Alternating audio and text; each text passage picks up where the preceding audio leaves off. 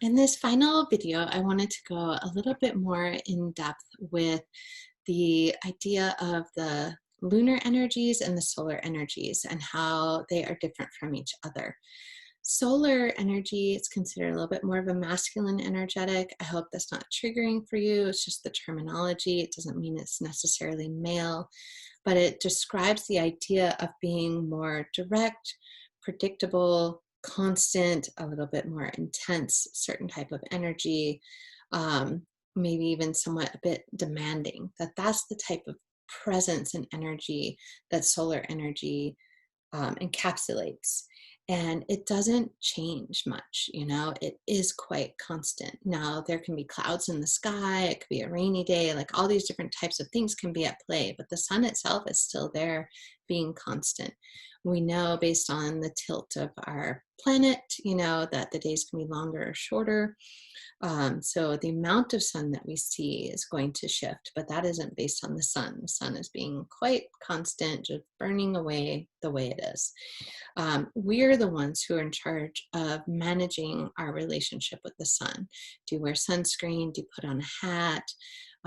Does it feel too hot? Do you have to move to the shade? Is it draining you? Do you need to go inside to the air conditioning? That we're just managing that. The sun doesn't go, oh, let me, these people seem a little bit uncomfortable. It's just like, no, you just kind of manage that for yourself. You choose, do you want to live in a cool place, a hot place, whatever.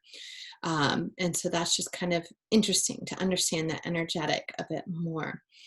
Then feminine energetic, which is the moon, changes every night, a little bit different.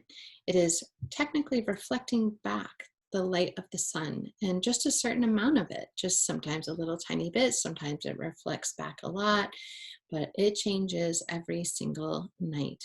And that idea of that mutability, the morphing, the ebbing and the flowing, that is very feminine.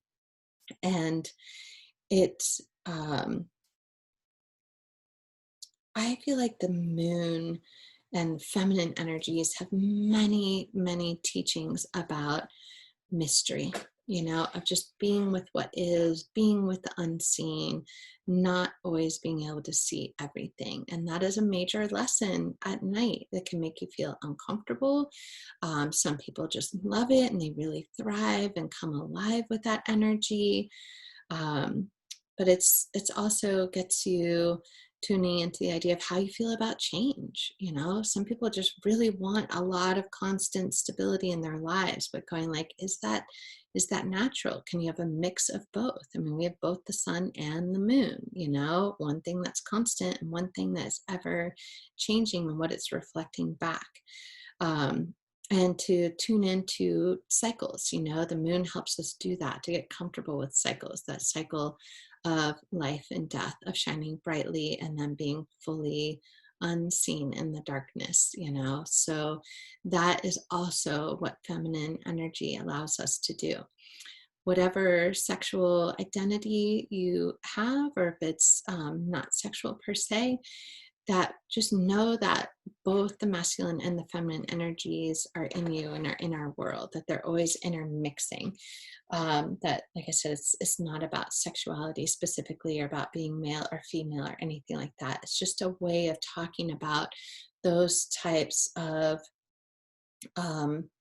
contrasting energetics, like the yin and yang, of how they fit together and then have a little bit of the other in each.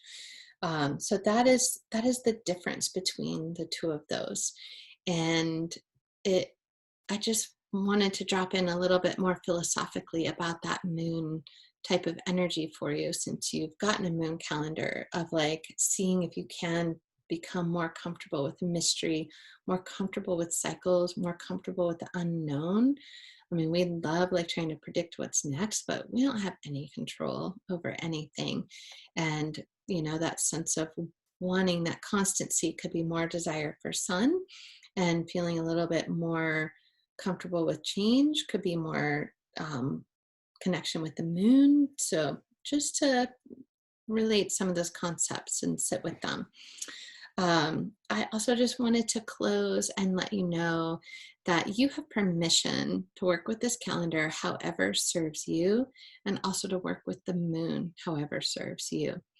The moon is here for you. The moon is here for all of us. So don't let anyone tell you otherwise, that there's a right or a wrong. Um, your practices are yours alone. You get to grow and learn with them however you want.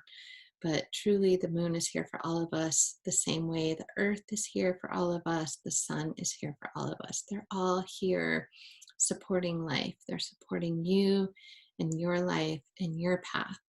So take what works for you, leave what doesn't. Over time, you might have space for more. It might awaken some new revelation.